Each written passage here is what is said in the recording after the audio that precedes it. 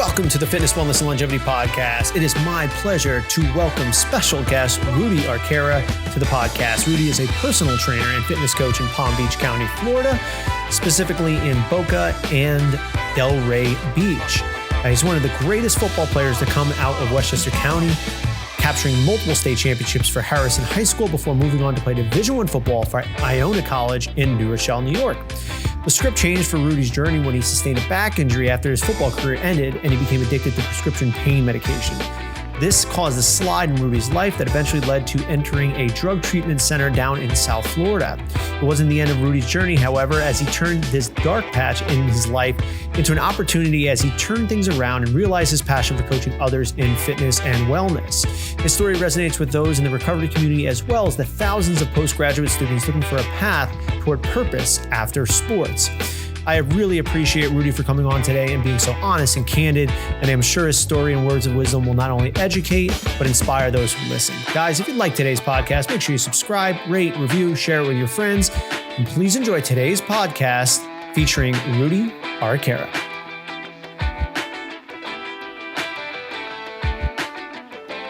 Where do we find you today? Today, I'm in my house, Boynton Beach, just quarantining. Nice, man. Oh, quarantining. Is that a self-proposed quarantine? What's up, man? No, I tested positive for COVID on Tuesday. So just kind of home doing stuff around the house that I don't normally have the time to. Okay. So I know that there are probably people now that are thinking, oh my God, is his arms falling off? Has he hacked up a lung? What's going on? What are your symptoms? Like, what's the deal?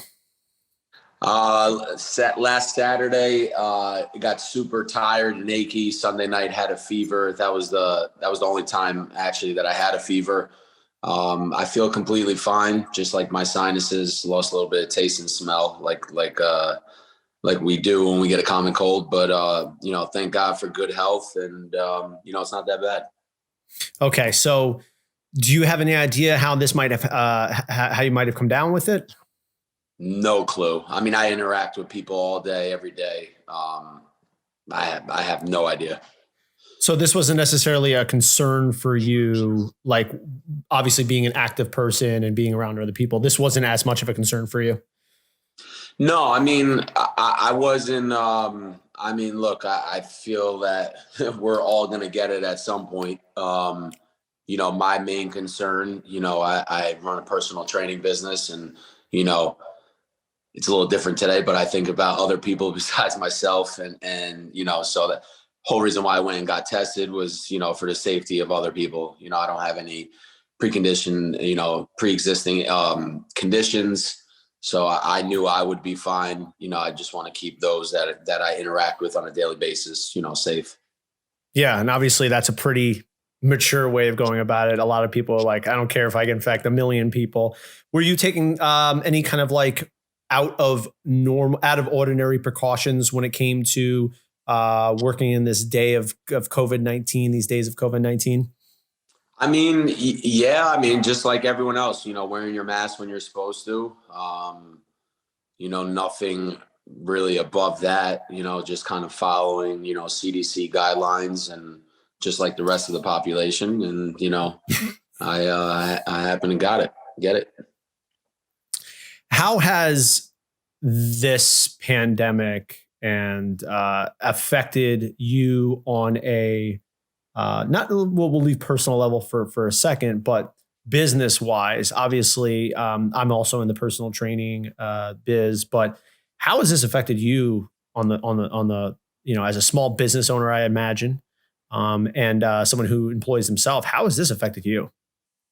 Yeah. So at the time, back in March when this all unfolded, I was working at Orange Theory, the doors shut just like every other gym. And, obviously my personal training that I run out of FroPro, they shut as well for a couple months. And, I'm the type of personality or character trait that I'm going to battle, I'm going to find a way to make it work. I knew this was just going to be temporary as far as like the closings and all that. I mean, it hurt, I went from making, X amount to drastically decreasing that amount. But again, I found ways to make it work. I was running classes at my house, at my front driveway, under 10 people. I just kind of I kind of made it work. And thank God, that was only short lived, and things got back to normal. All right. So you said I'm going to battle. And I think that's a great segue to a little bit of your story, which inspired me to reach out to you. I don't think we've ever really talked prior to this conversation. Maybe in passing, we've met a few times. We definitely have mutual friends, and we're both in the fitness community within Boynton Beach, Delray, Boca. But when it says the going to battle, where do you think that comes from? Is there some times in your life or particular experiences that you reference to go, oh, wait, adversity. Oh, I'm comfortable with this. Yeah. I think some people have it, and I think, and I think some people don't. I feel like that's something that you're born with. Like, there's people that are, we always joke around when we're in the gym, like, oh, he's a dog. I think you're either a dog or you're not, and I remember, back in high school playing football, like my thing was like, I always played better when the pressure was on, like in big moments, big games, playoffs.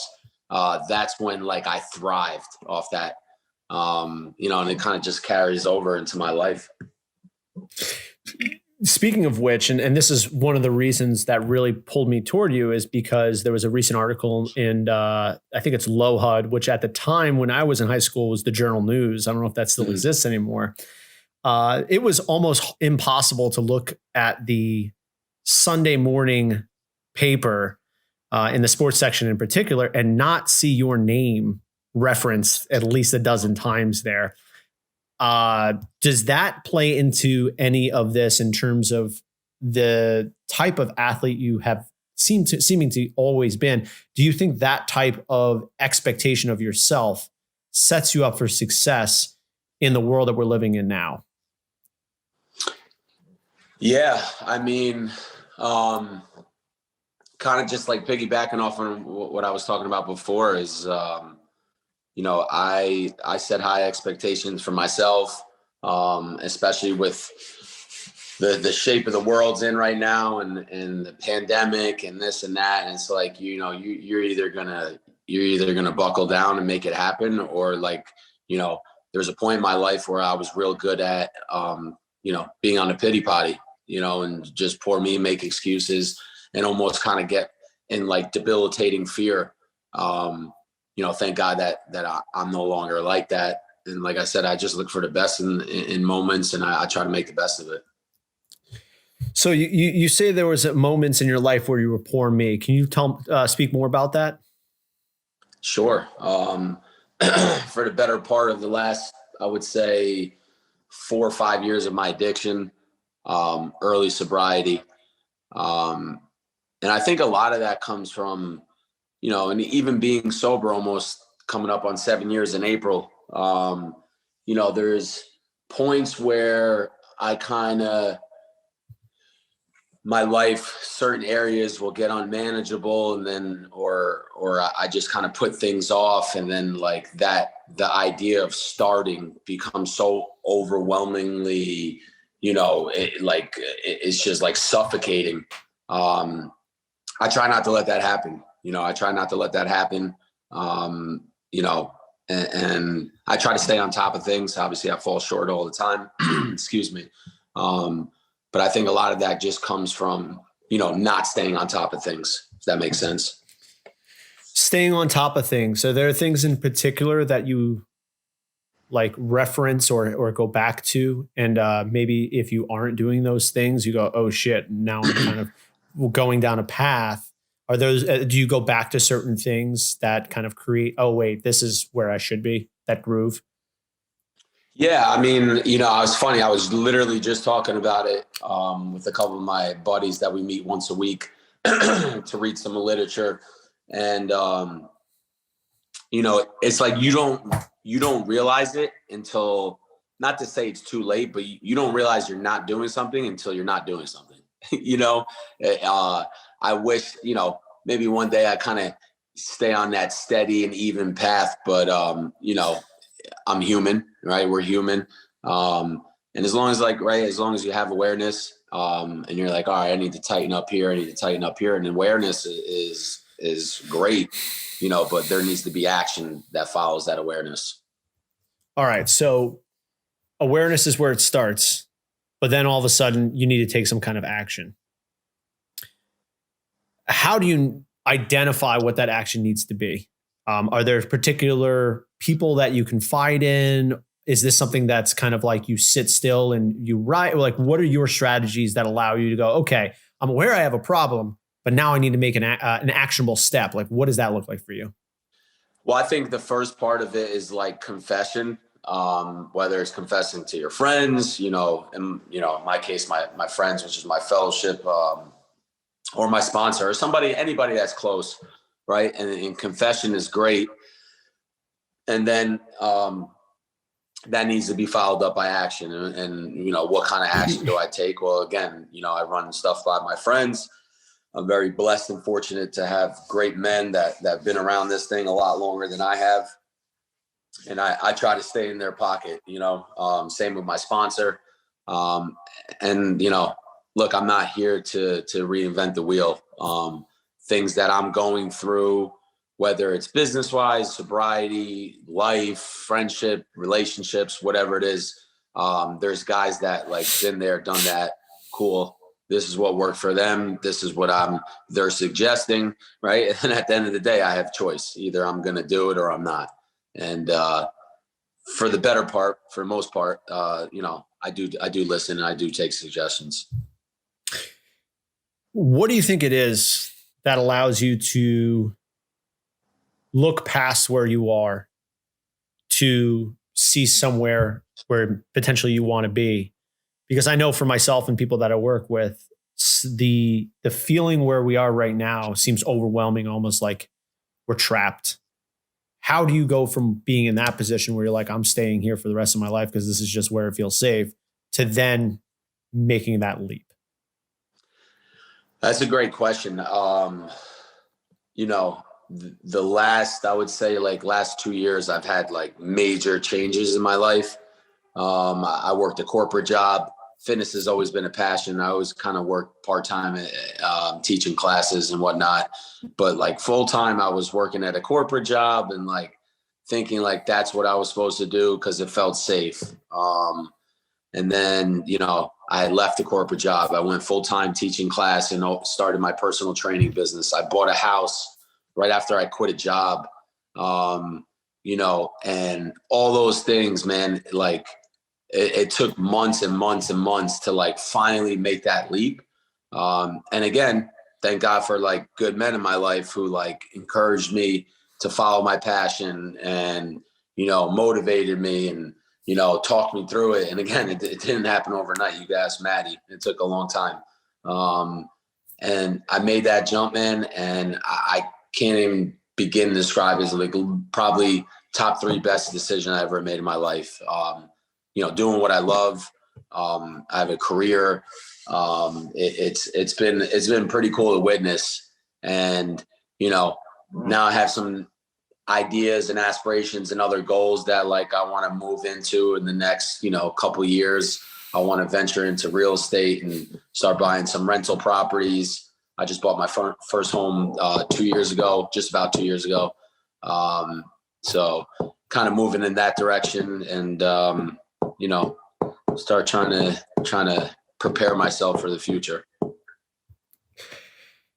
You said you left a corporate gig. And when I think of corporate gig, I think suit, tie, 9 to 5 office, but you said it was safe. Are you adverse to safety? No.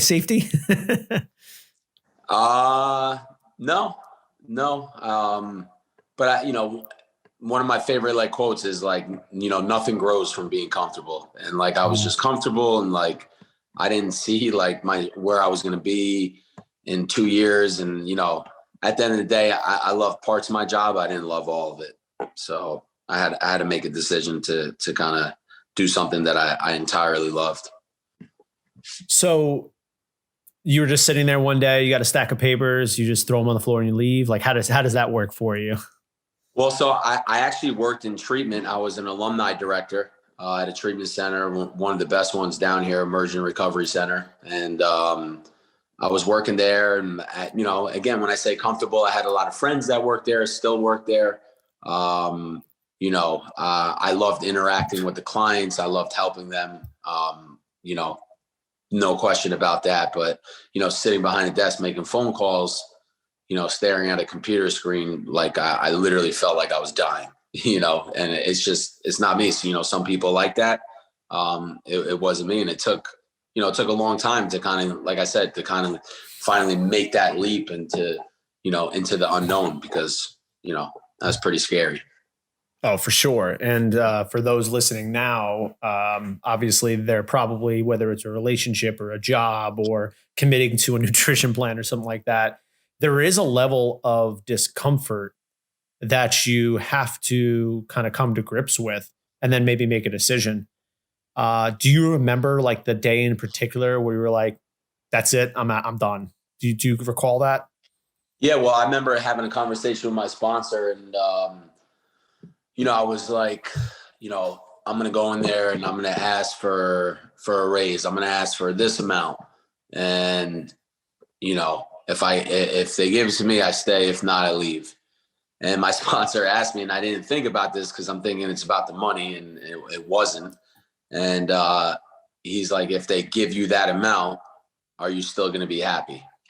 And the answer was like a quick no, So he's like, well, then why the hell are you even asking for it? That number is going to keep you happy. If money, and basically what he was trying to tell me, if money is, the deciding factor, or whether, if I like my job or if I'm happy with my life or my career or whatever, the money's never going to be enough. If I make $100K a year, I want 150. If I make 150, I want 200, and so going back to, and he's like, well, why the hell are you even asking for the raise? He's like, just, start figuring something else out. And that's what I did. I love that. My question kind of to follow up to that is, and it seems like obviously having someone who you can like use as a mirror and talk to, and someone who can look at things more objectively, because we are so subjective in our emotions and our thoughts, and we can only see it only a certain way. But how do you balance accepting where you're at versus having a desire to be somewhere else or to do somewhere else, something else? That I always bring that up, and it goes for that. It goes for a number of other things in my life. For example, right? In my opinion, I feel it's when it becomes the end all be all. Meaning, I'm happy. I love what I'm doing right now, and there's nothing wrong with like wanting more. But at what degree? Is it obsessive? Are you being compulsive? Or, is it affecting your sleep and your life? And, I love where I'm at. But you need to have a vision. You need to have a goal, otherwise you're just running the hamster wheel. And it's tough, man. It's tough to have that balance of being, grateful for where you're at. But you always have to remain hungry. You always,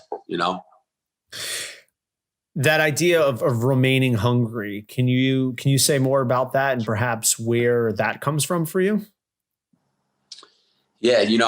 I say it all the time. It's, when Nancy, the woman for LOHA, the writers, when she interviewed me, she asked me something along the lines like, if you never got hurt, if you never had that back injury, would you be an addict? And, then it brought me to the idea, like, I always had those, call it obsessive. I don't know. I always had those obsessive traits. Like I remember when I was training for football, I used to have to eat 4,000 to 5,000 calories a day and lift at this time and run at this time and blah, blah, blah, blah.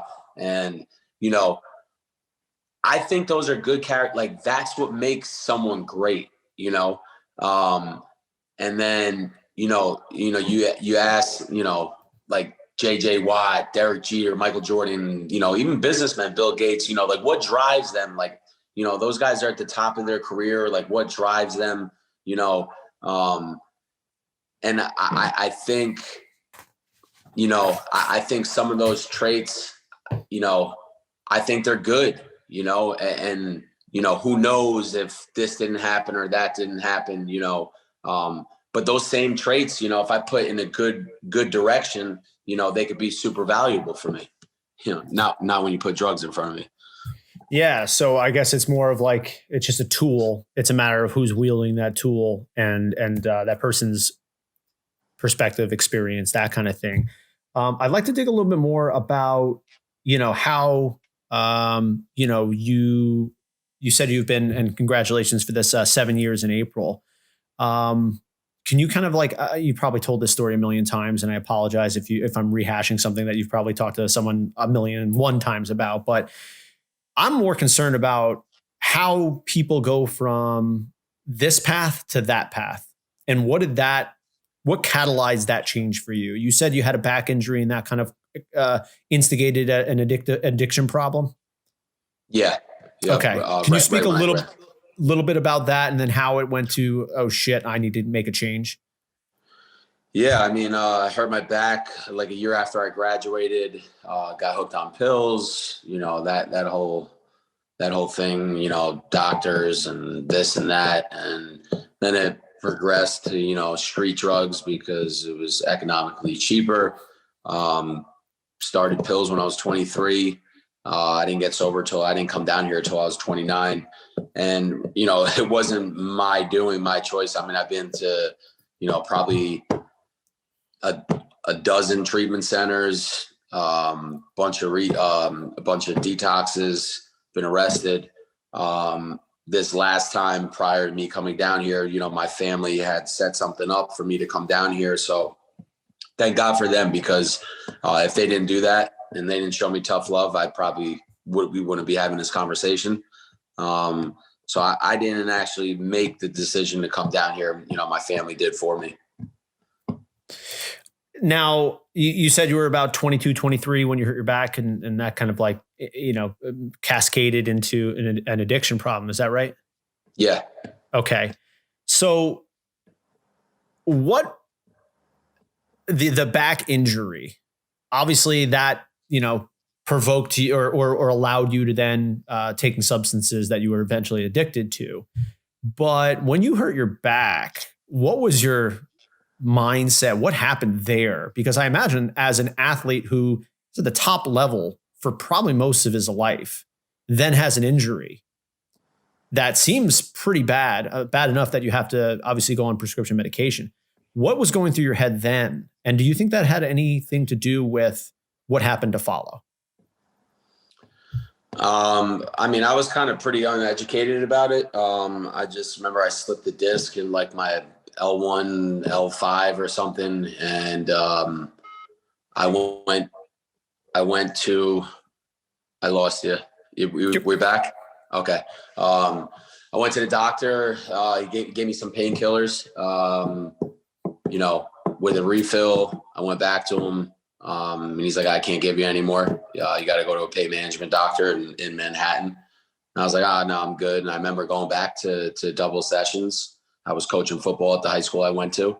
And it was in August, and I went back, and like I started to get super sick, and I was going through withdrawals, and I had no idea about it. Called one of my buddies, and he's like, you either go to detox or you go get more pills. And that's what I did. Oh, wow. Oh, okay. So yeah, that shed some light in terms of kind of what happened there. Did you happen to do any kind of rehab or anything like that in terms of like PT to kind of maybe minimize the issues that you were having with your back? Or was it, you were kind of like already at that point then you were like, oh shit, I need to actually go detox? Yeah. I mean, my back was fine. I mean, I'm sure I needed some pills for a couple of days, but then it was fine. I didn't do anything significant. But then at that point I was already wrapped up in it. Yep. So what do you think? Because from what I've seen through a lot of this stuff is that a lot of the issues with addiction seem to be like there's all this shit that's going on, and this becomes the way we kind of handle those things. Is that something that was going on, especially after being a post grad, kind of figuring what the hell to do out in this world? Like you're 22, 23 years old, you go from being the freaking man, for lack of a better word, everywhere, to now I've got this whole big ocean now. What do I do now? Do you think that had any piece to play in this? Yeah, I think a lot of athletes struggle with that. And that's something that I feel like is not talked about a lot, especially, I mean, I was at a low level college playing football, and, we were treated like royalty. You're talking, big time football, right. Not everybody makes it to the NFL or whatnot. And, you got guys that, are at the top of the food chain in college, big time schools. And then, whether it's football, any sport for that matter. And then they get done and it's like, they're like, for lack of better words, they're a nobody. They're just like normal. And I feel like a lot of guys can't deal with that, or women can't deal with that.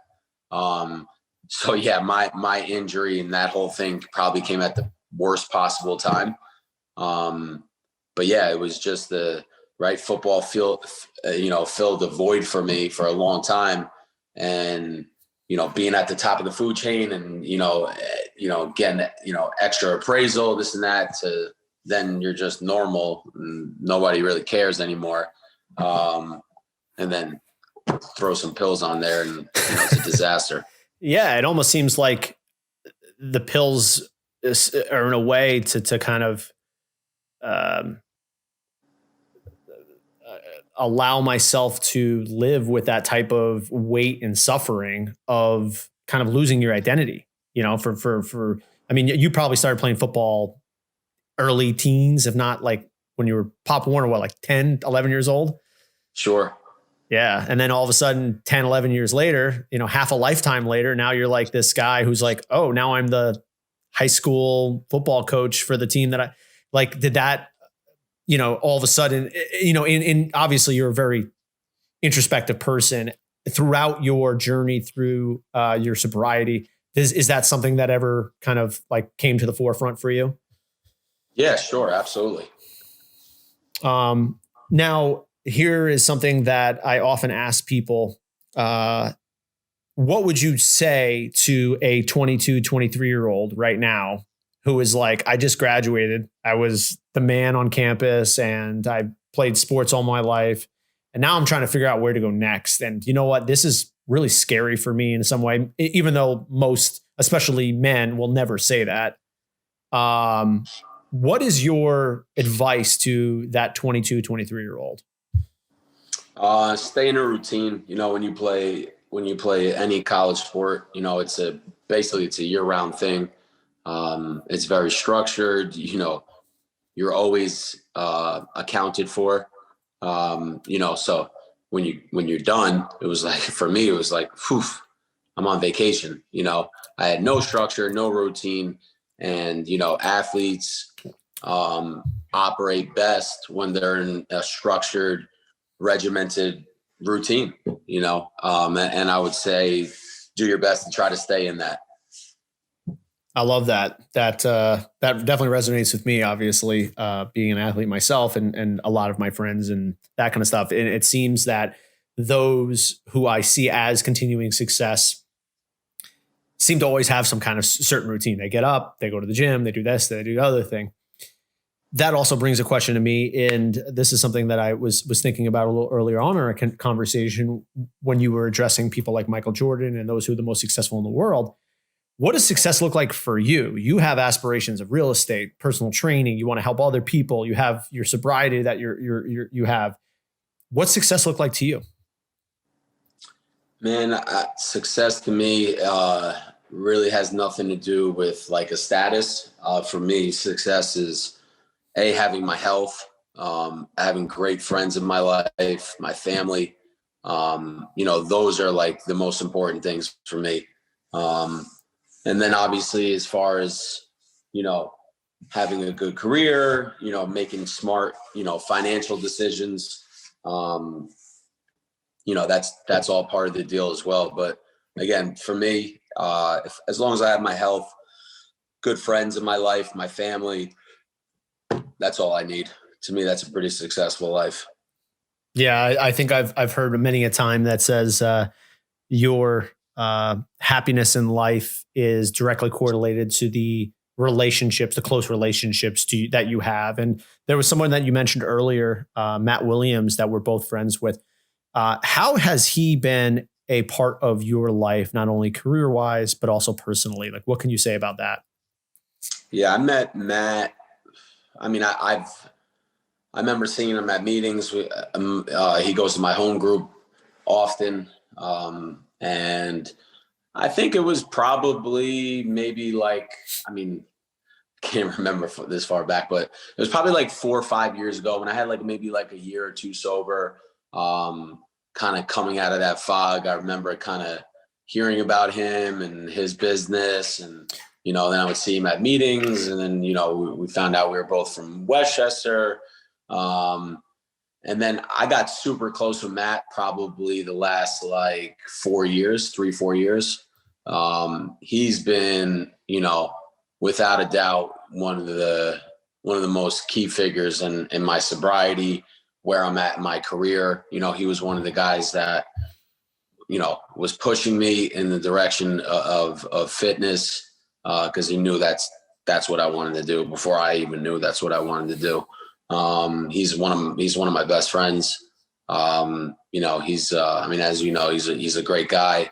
He's someone I look up to, and he's one of the guys who's been around a lot longer than I have. And, I try to follow in his steps, just like him, just like my sponsor, and, other close guys that I'm close with.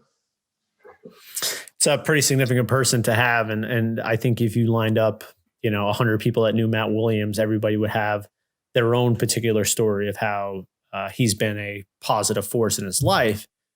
That being said, do you feel like you are at this point like that to others who are, whether they're on the same kind of path and journey on you or similar paths? Do you feel at this point you have that kind of status as other people? Yeah.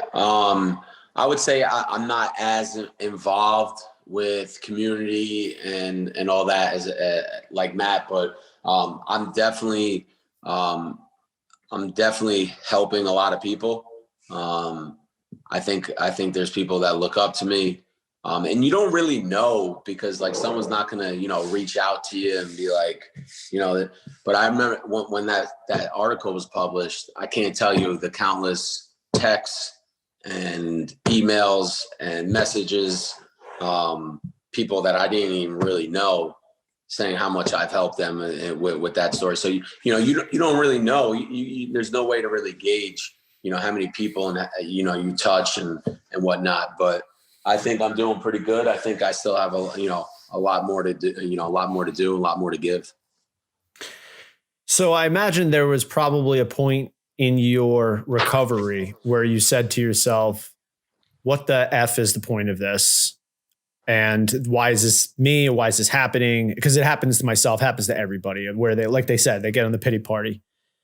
How did it feel to start getting all those messages from people when that article came out, where you were probably your most vulnerable? And to hear that so many people were like, dude, whether I had a similar experience myself or a loved one, or just giving you some love, how does that feel now, knowing that 10 years ago, there was a person who you were kind of sitting with saying this shouldn't be happening? Yeah, it was pretty cool, man. I had mixed feelings on doing it. First of all, I didn't even think the article was going to be like it was. I thought it was just going to be a small little piece. It wasn't. But I'm happy, man. I'm happy I did it. I'm grateful. Again, right, you never know. So, a family could have read that. And, I had one girl that I went to college with, and her brother had passed from this disease.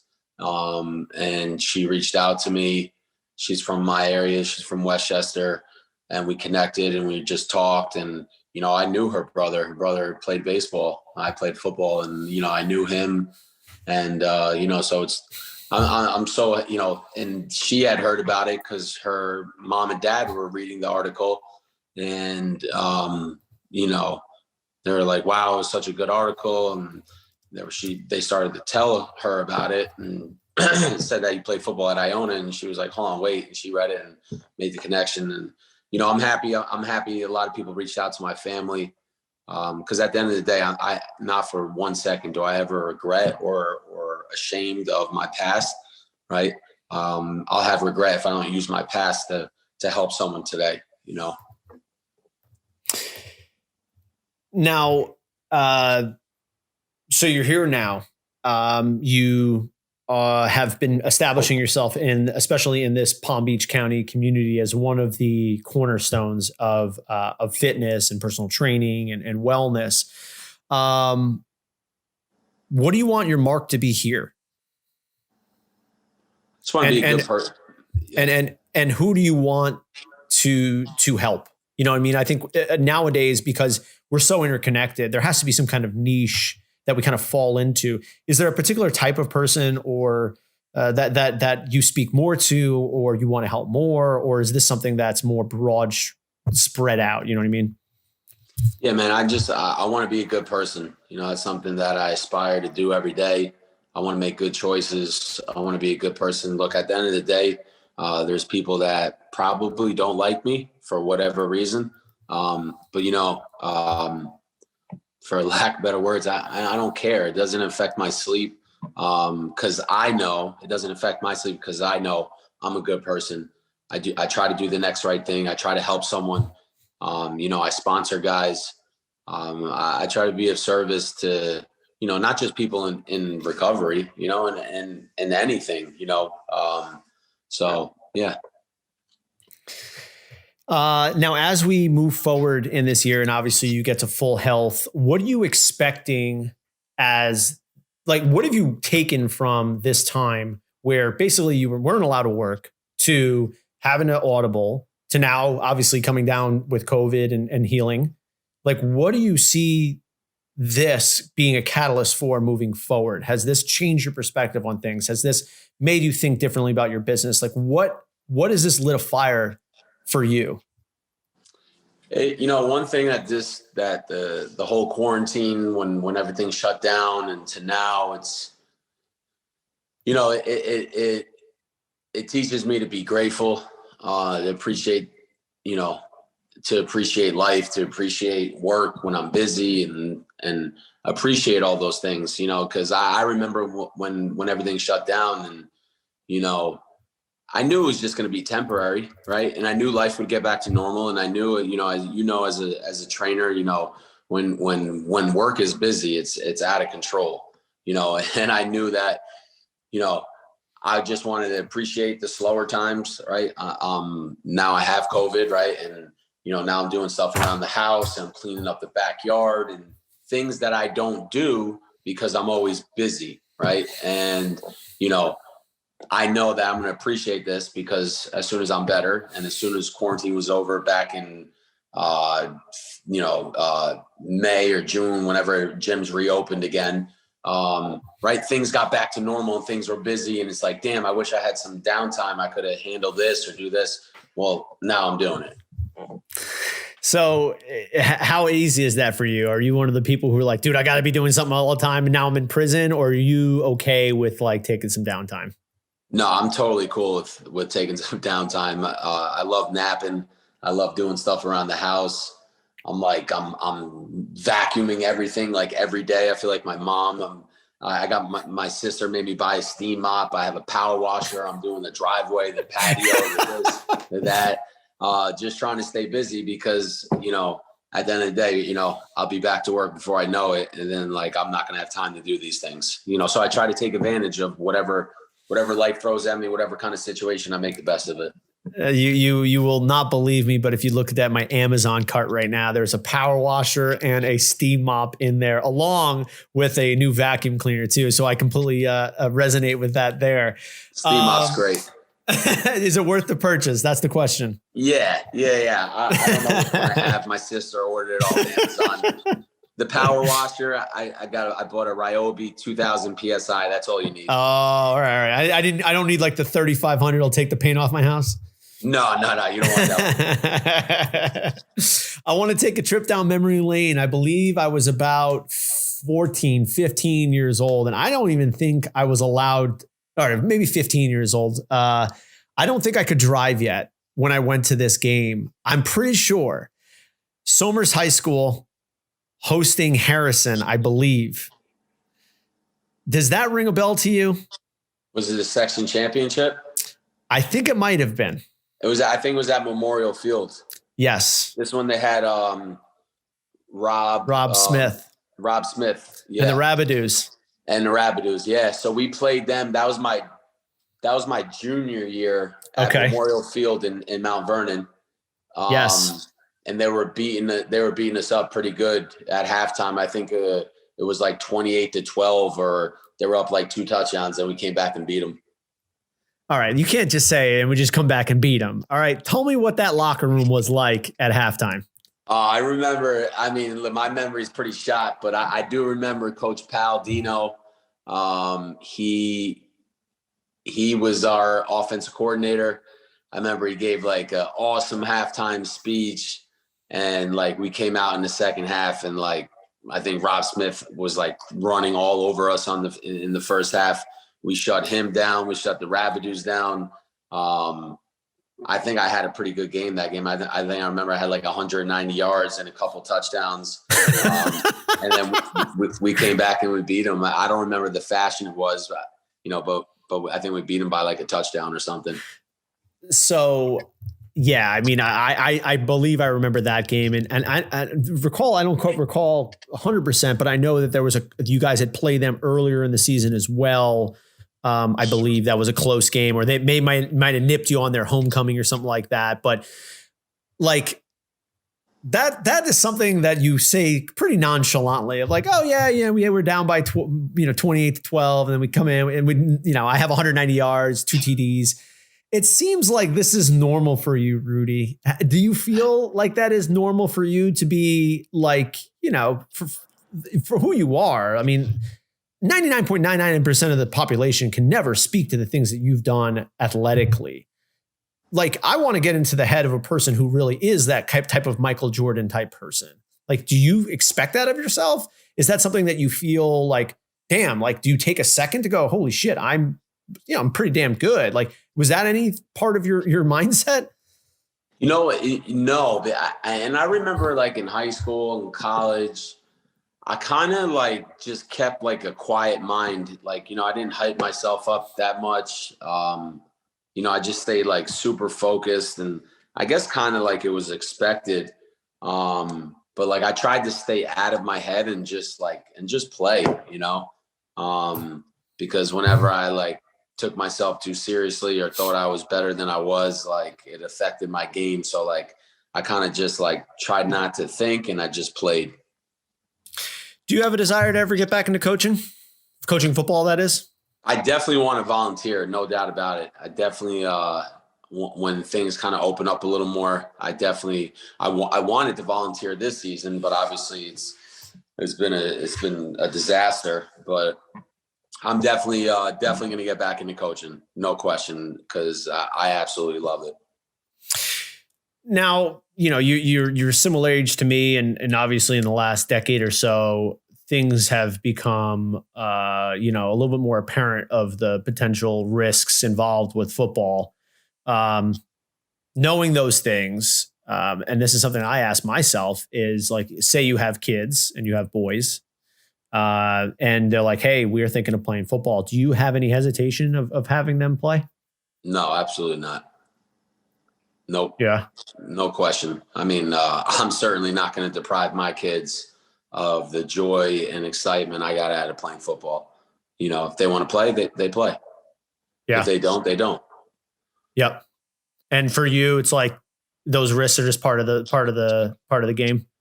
Yeah. There's been such drastic improvements from when we played. I remember in like high school, and it got better. It started to get a little better in college, but even in college, like in high school, like I would hit guys, see colors. certainly get concussions and like play the game and like no protocol. It was like the Wild Wild West. Now there's the technology advancements with the actual helmet and then the protocol of concussions. The game has definitely improved in that area since we played. I mean, night and day. Beautiful. Before I let you go here, Rudy, I got another couple of, this is for the Westchester contingent. If you're not part of the Westchester contingent or have no idea what I'm talking about, you could probably skip past this. Late night eating spot. Where do you got to go if you're in Westchester County? Sal's. Sal's Pizzeria. Sal's. I mean, if we're talking late night, Pat's Hubba Hubba in Portchester. I remember Pat's. And what are you getting there? Chili cheese dog, chili cheeseburger, chili cheese fries. I was definitely not sober when I used to go there, but I have been when I'm sober, and it's still good, not as good. It holds up. It holds up. Okay, beautiful. And let me ask you this: is that something that you still do today? Do you still enjoy yourself with food and that kind of stuff? It's funny you asked that. So I actually just started a food review. It's not live yet. I just been tagging my page under my personal Instagram. But it's funny. So I love food. I'm very, particular with when the food comes out. If it's not good, I send stuff back. And, it's like an ongoing joke with my friends. And so I said to my stepfather, I was like, I want to start a food review page. He's like, oh yeah, what's going to make you different from all the other ones? Yada, yada. And he's like, you should do it shirtless. So I've had about 6 reviews. So I go into restaurants. I've been to Chops Lobster Bar. I've been to Houston's, Burton's, Mia. I'm forgetting maybe one other one. But I go into these establishments and I swear nobody ever like notices, or maybe they do and then they look at me like I'm crazy. But I've done it with Matt, a bunch of my friends, and I'll go in and I'll take my shirt off. I have a thing I say, I take a couple of bites of the food, give the review, and yeah. So I enjoy eating and having my shirt off. Okay, all right. There's a bit to unpack here, Rudy. So first off, it's on your personal Instagram handle now? Yep. Okay, cool. So we'll definitely hit that up and I'll put that in the show notes. But where did this come from? So like I said, the idea originated from, I wanted to start a food review page because I eat out a lot. And I wanted to kind of add a twist to it. My stepdad gave me the idea. Yep. And I thought it was genius. Yep. I've been tagging Barstool Sports, okay, Stool Press, all these people. I've gotten a lot of good feedback, and who knows, maybe it becomes a thing one day. Right now, I'm just honestly, man, I'm just having fun with it. Yeah. It's a lot of fun. It's a lot of excitement. Same kind of rush I get when I played football. Nice. It's going good. So, you're a trainer, you work with tons of clients and that kind of stuff. And obviously you still enjoy food. What do you have to say to those who are having issues with finding balance between enjoying, but also doing what they need to do to stay healthy? That's a great question. I try to eat healthy for the most part.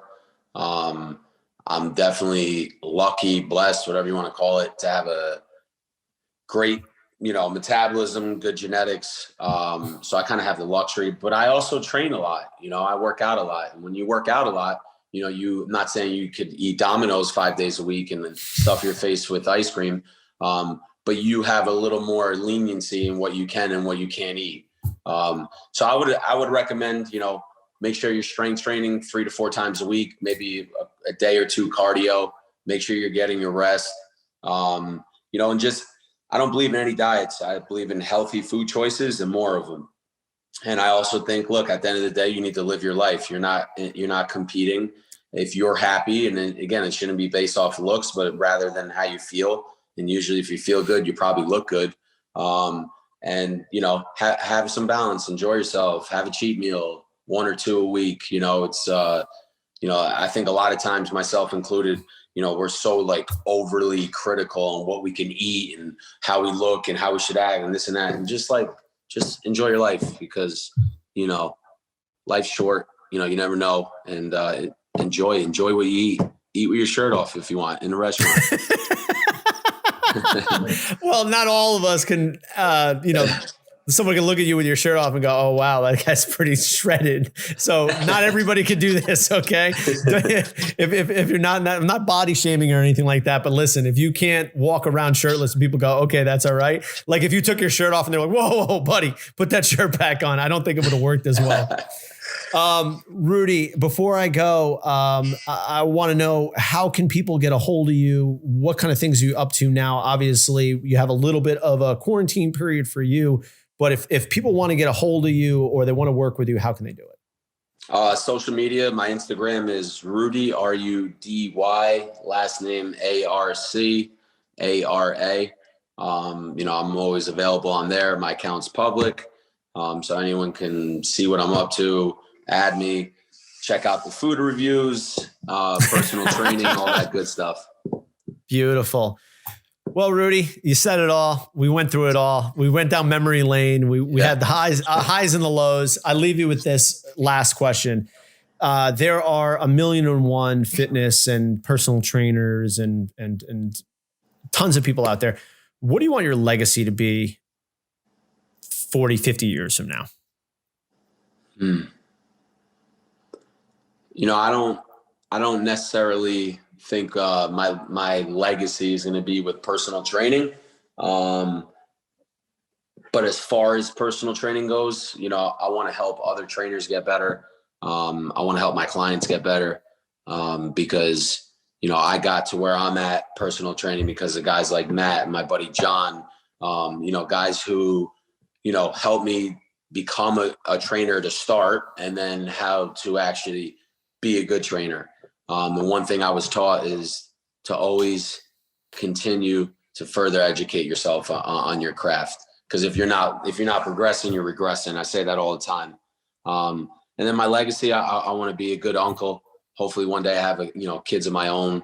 I want to continue to be a good son, a good brother, a good friend. You know, that's what I want my legacy to be. Progressing or regressing, and just being a good guy. Rudy, thank you so much for coming on the podcast. I really appreciate your time, bud. I hope you feel better. This thing is going to blow over for you. No problem. And then you'll be back to business, shirt off, eating pizza in people's faces. I appreciate your time, brother. Thanks, Sean. Thanks for having me, man. All right, brother. Take care. Later.